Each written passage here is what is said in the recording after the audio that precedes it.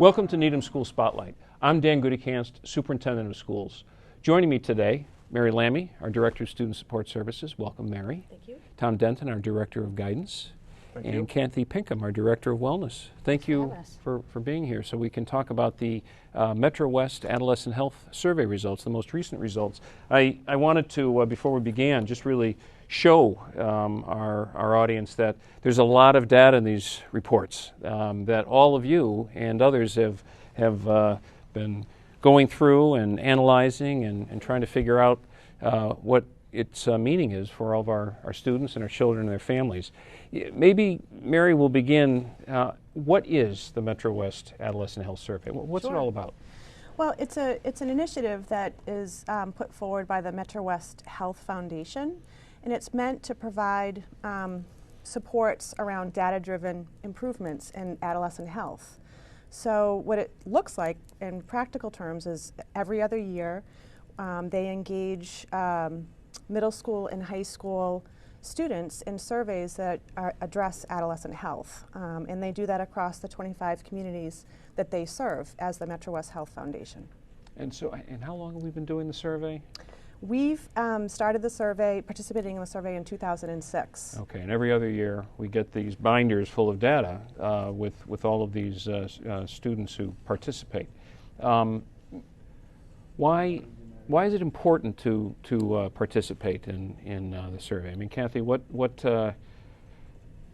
do it? I mean, we know our students. We have programs in place. We have a lot of great staff. What's the reason to participate? Yeah, for us, it provides an opportunity for us to flag specific issues that we may not know about, or we might maybe kind of know about it, but we haven't really got any proof that things are going on.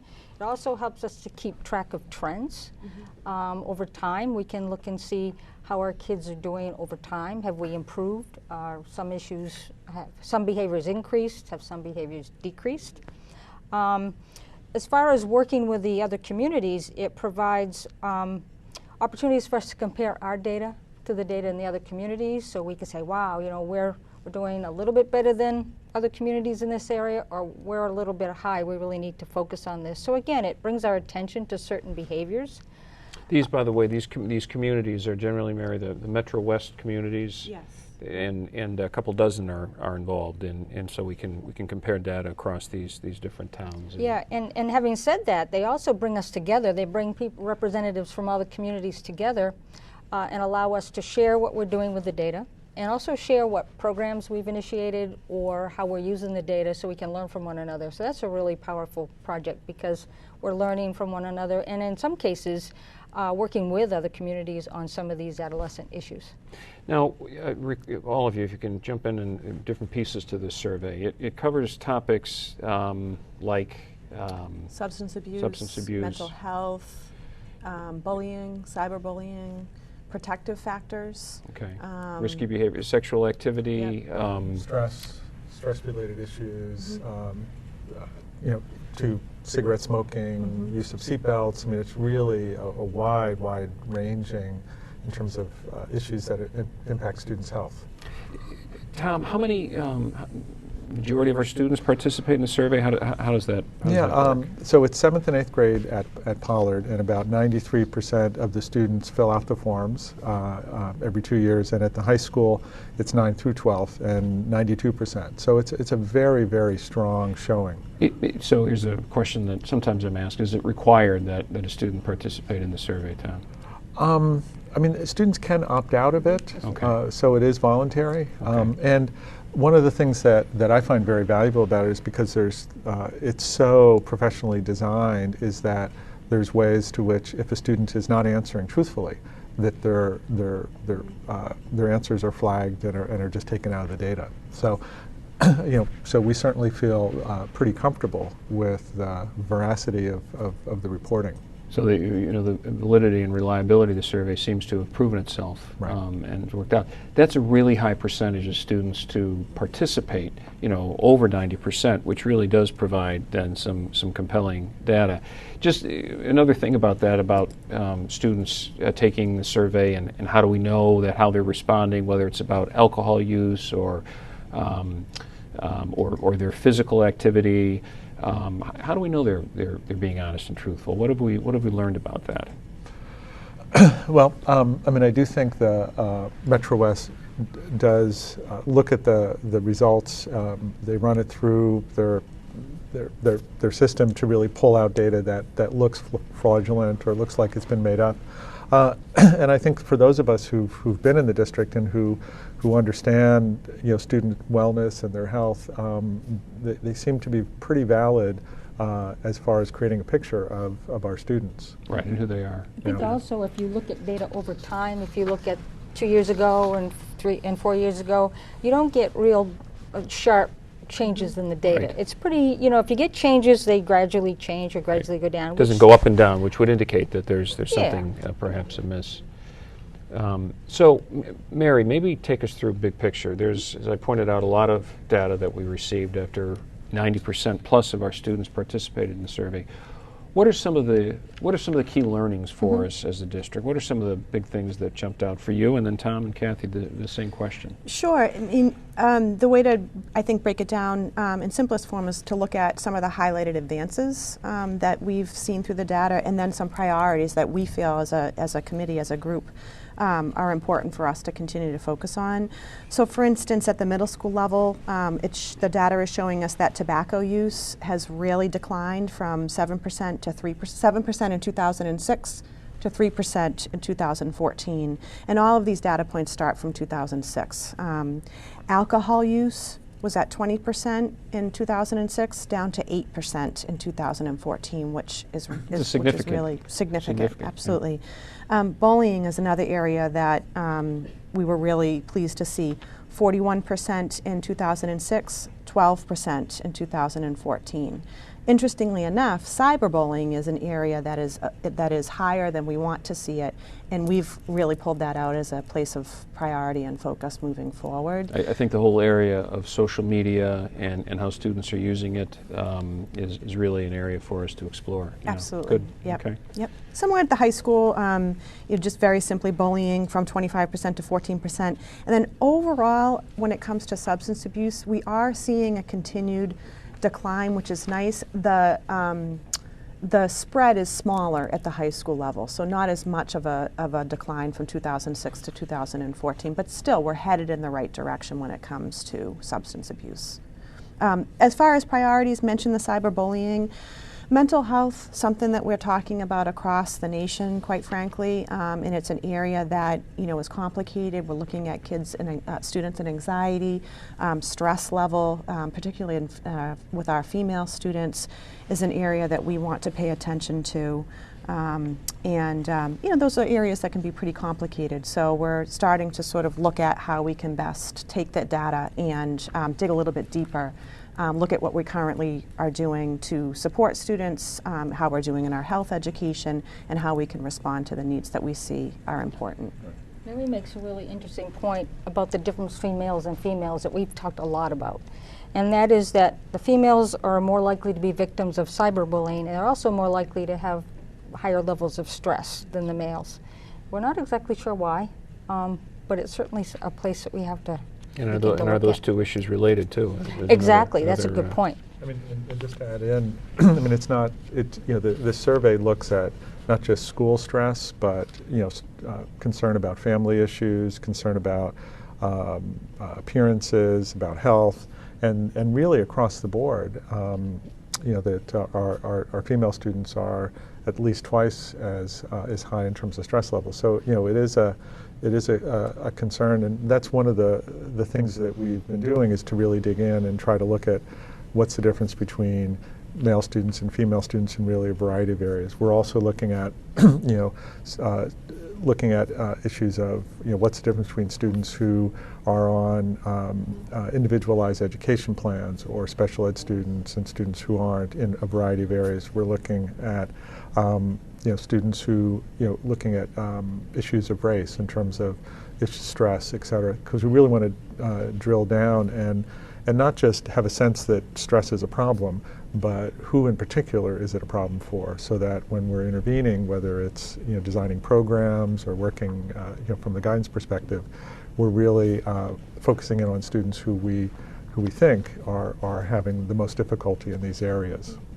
You know, it strikes me that the data, as much as there is in the different categories, we're really talking about issues and concerns and challenges with young people that are community-wide and family issues. They're not necessarily school issues, but here we are in the schoolhouse talking about some of these behaviors and challenges so that we can help students and disaggregate the data, as you suggest, by race or sex to determine where we might be able to apply some assistance. And so the other thing that strikes me is that, you know, not every community participates in the MetroWest survey. I'm glad that Needham does. I'm glad that we are, frankly, courageous enough to do it, because sometimes the data is a little disconcerting. You're getting into territory that some folks may feel uncomfortable talking about, whether it's sexual activity or substance abuse. But I think it makes us a stronger community. It helps us provide better services for our students and helps them become more productive and engaged citizens if we can help them and their families deal with some of these issues. Can I jump in there, Dan? Because you mentioned the community, and you know, this data is, you know, our town Department of Public Health is analyzing this data, particularly from a substance abuse level. Our Needham Youth Services are very involved in looking at this. I mean, and I do think the point you're making, which is that the only way we're going to become healthier is to really have a clear understanding of what the issues are and how we're doing. And so I you know, to me that really I mean, from my time in Needham, the folks in Needham have really been committed to let's look as honestly as we can at how things are going in order to use our resources the best possible way. I think you have to be candid, transparent, you know, and open-minded to share this information, to say we don't have all the answers, and that's why other town departments and community groups are looking at this, and together try to come up with some solutions, because these are community issues. They're not necessarily school issues. And they're family issues too, and there are some pointers for families and parents. The protective factors talk a lot about parents and what can be done in the families, and strong family bonds are important. So we talk about having meals with your children and creating time together. Parental monitoring of behavior and who your children's friends are and what they're doing on weekends. Parental involvement in school and outside activities. Having success in school, and that's not just academic, that's participating in clubs and having things that you enjoy in school, and then being part of other institutions, they call them pro-social institutions like clubs and religious institutions, and those kinds of things. So those are really important factors too that can happen in homes, in the extended family, and in neighborhoods that really help kids protect themselves. You bring up something as we're talking about this as a community and issue, and certainly affects the schoolhouse, but substance abuse is one of the areas that Mary identified that we talk about, substance abuse, alcohol use. Kathy, what struck you about some of the data regarding alcohol or substance abuse, based on what's the trajectory of where things are going or what we've been able to do? Yeah, we seem to be doing better in terms of students reporting out that they're using, but there's still indications that kids are using alcohol.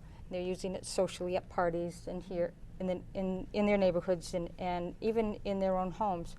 I think it's important that we develop curriculum that supports knowledge, and we have that in place. We're currently working on developing some more and better, stronger homework assignments where kids take home a list of questions that opens up conversation between children and parents. Regarding alcohol and substance use. Specifically to alcohol and drug use. Yep. And I think it's really important for kids, because what happens with a child when they get in a situation, their mind goes back and tries to find a similar experience that they've had. And if they haven't had a similar experience, then what they can hear is their parents' voice saying, I don't want you using, I don't want you, drinking. And I think it's real important that kids know what the boundaries are, at least from their parents' perspective, so that they can hear that voice when they need it. I love that we want to engage parents in this conversation. We need to share the results, because obviously we're not going home with the children. We can't really get involved at that level, but to partner with parents, we can really support them.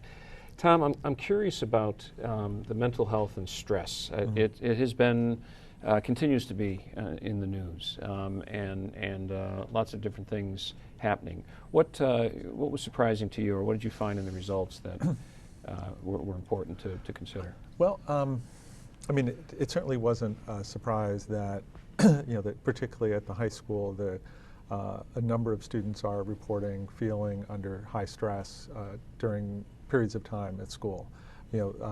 That's, well documented. What I think was surprising is that when you dig down into that, which I think is really important, because, I mean, stress is a part of everybody's life who's trying to move forward, who's facing challenges, who wants to accomplish something. There's stress involved, but it's who are more likely to experience high levels of stress? Who are the ones who are struggling with it? Who's more vulnerable to high levels of stress? I mean, those are the things that I think we're learning from these kind of surveys, and also from engaging with students. So it's not just simply, are you experiencing stress, but when stress is occurring, do you have the skill set to deal with it, to respond to it, to get help, to ask for assistance? And I think one of the connections between stress and mental health is that students who have, and it's true for adults too, who have really poor or really are lacking the ability to handle the stresses of life are much more susceptible to mental health issues, to depression, to anxiety, and that kind of thing. So we really, the goal is not to take stress away, but is to really provide as much as possible, instruction and guidance and support, so that students learn the skills so that they can do big things with their lives, and without feeling that they're at risk in terms of falling apart, being overwhelmed, or worse, starting to be depressed and dealing with high levels of anxiety. So, it's really about whether it's in health classes, whether it's in our homerooms, whether it's the work that our counselors do, is to really help develop the social-emotional skills that are such an important part of being successful in the world. And they're certainly an important part of handling fairly high levels of stress. So it's not taking away the stress. It's trying to figure out a way how to be resilient and to advocate for oneself and to really deal with pressures in a way that's healthy. Right. Sounds like what I'm hearing. And I'm pleased, by the way. I think the high school and the community, but the high school's taken the lead on this, pivoting the conversation from there are all these stress, what are we going to do about stress, to acknowledging that, saying, okay, we need some resilient skills to deal with the inevitable challenges of life, and including adolescent life and adult life that are out there. And making choices that give you a better balance. Well, and it's those choices. It's those choices exactly that I was going to turn to. And it's actually a topic for another show, I think, entirely. And that is the nexus of mental health, stress, and substance use, because I think that's where dangerously and tragically some students have gotten involved. And trying to tease that out and unpack that to really help students and their families and their friends is something that really I know is part of the ongoing work here. Mary, the other area that we tease, the data suggests, is this area of bullying and cyberbullying. So what did the data show? What's it telling us about where we are? Well, what's interesting, I think, and it has been a lot of the conversation that we've been having, is looking at how the bullying data has gone down since 2006. And although we can't, you can't pinpoint, I think specifically, we'd love to take full credit, but we certainly have done a lot around our instructional practices, the education that we're providing to students. Obviously, there's a lot through legislation that exists now that is very much protective of of all students, and I think families are much more in the know around bullying and how to help their kids advocate and make better choices. So when we now see that cyberbullying is, it's slightly at an uptick compared to 2010, particularly around females, we don't panic over it. We say, yes, this seems, this isn't a huge surprise for us, because we're seeing that technology is in the hands of so many of our students at this point, at younger and younger ages. It's very hard to keep pace with the technology, creates such great opportunities for learning, for engaging, for reaching out well beyond even our own community. And with that needs to come education. So, very quickly we're moving forward and doing the best we can to keep pace with the technology. We have a policy in place around acceptable use of technology for students and for staff. We have lots going on around digital citizenship. So, on that, you mentioned that Yeah. that term earlier. So it's a new phrase, digital citizenship. I want you to just briefly talk about that, but I put it in the context that technology, the explosion of technology and social media, there are some families perhaps that would like us to, have students unplug. The reality is that we're using more technology in the schools. That's not going to go away, but we have to really balance that and be thoughtful about how we can work with students to help them understand what it means to be responsible. Digital citizenship, what does that mean? It's really all about educating users, users of technology. So our students, what does it mean to be safe online? What is okay to use, when you're online or you're engaging with technology? These are the appropriate behaviors that you should be engaged in. These are inappropriate behaviors.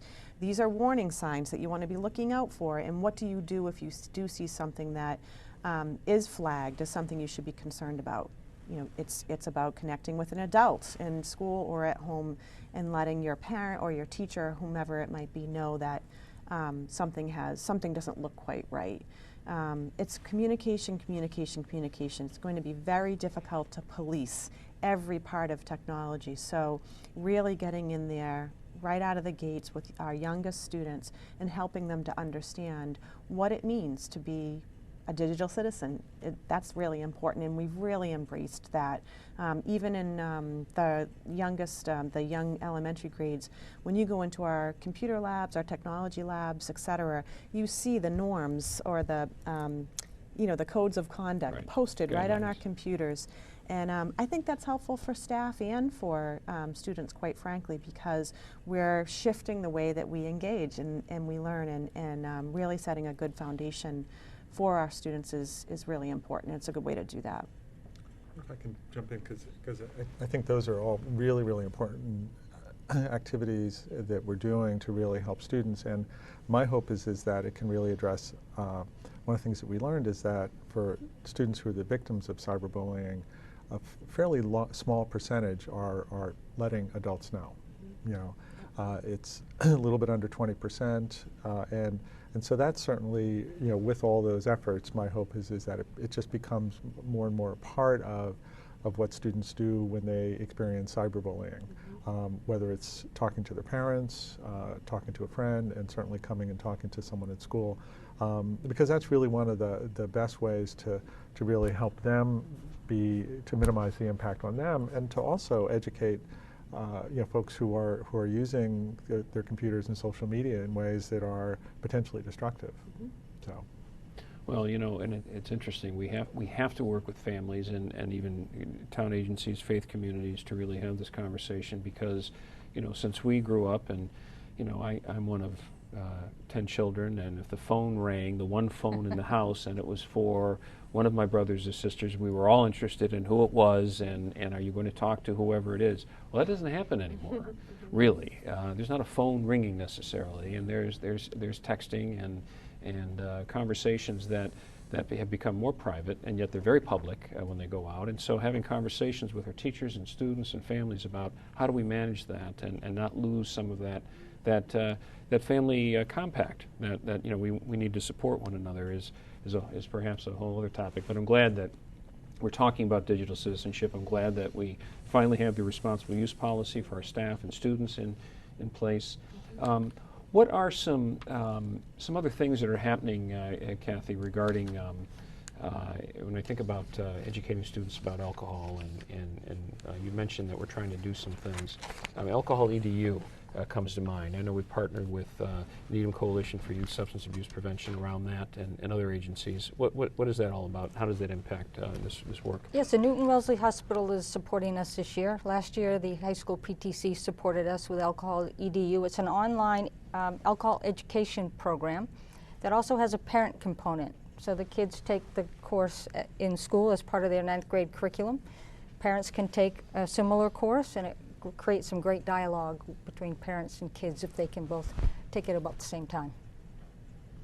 And with thinking about our counselors and our teachers providing some programming either regarding substance abuse or mental health, what are some of the initiatives that will take off this year, Tom? Well, certainly the Needham Coalition for Youth Substance Abuse Prevention was mentioned, out of the Department of Public Health, but also within the school we have Rockets Against Destructive Decisions, which is a student group that's very active in terms of you really trying to communicate that you can have a wonderful experience at Needham High School, you can have a wonderful social experience and be substance free. The same students through a program called SALSA go down to the middle school and students advocating life without substance abuse. Okay, SALSA. I just call them SALSA. SALSA's a lot easier. SALSA's a lot easier. So, but they're working with middle school students, right. which is so powerful and so great because that messaging and connection is much more than anything we can do. It's great. Right. So, and then Kathy mentioned the work that we're doing in the school, and then outside of the school, certainly there's community forums that are trying to educate people on the risks of opioids, and then hopefully it's never needed, but there is Narcan in each of the elementary schools, which are if someone in all the schools actually in the clinic in the event that there's an adult or a member of the community who might need it. We are, you remind me. Needham is not immune from the opioid and heroin epidemic. I'm not sure I can call it an epidemic, but it certainly is a huge focus of everyone's attention right now, locally and nationally. And Needham is part of that conversation. The reality is our children, our students are not immune from engaging in risky, dangerous behaviors, just like communities and families, regardless of where you attend school, public, private. And we need to be talking about these things in a way that is, as I said, candid and transparent and helps move trends in the right direction. Well, as we conclude here, there's so much to talk about. And there's a lot of data, but I'm pleased. One of my takeaways is that the metrics regarding substance abuse and alcohol seem to be moving in the right direction for Needham students. So that's positive. And we're really tackling some work around mental health and developing resilience through our social and emotional learning curriculum that's pre-K through 12. Been very powerful. It's not perfect. It has a long way to go. There are a lot of things we can be doing that are better, but we've really focused on it. We're providing the resources and attention to it. Well, as I said, there's so much other data. I'm pleased that this is an attempt, and our other conversations with the community, we're engaging them and families and students to talk about these issues. I don't know, Tom, and Kathy, just one last thing. I don't know if we've shared these results with a roundtable of students. I think that would be fascinating to do, particularly with older students, whether it may be juniors, seniors, I don't know, or a variety. I think it would be great to have a conversation with them, whether it's the student council or SALSA or RAD, whoever, to get students' take on it. Rather than talking about them, let's engage them in the conversation. Might be a neat thing. I'd love to participate in that. I think it would be great. And these topics are sensitive. I recognize that, we know that, but they're important to talk about because they impact the health and well-being of our students.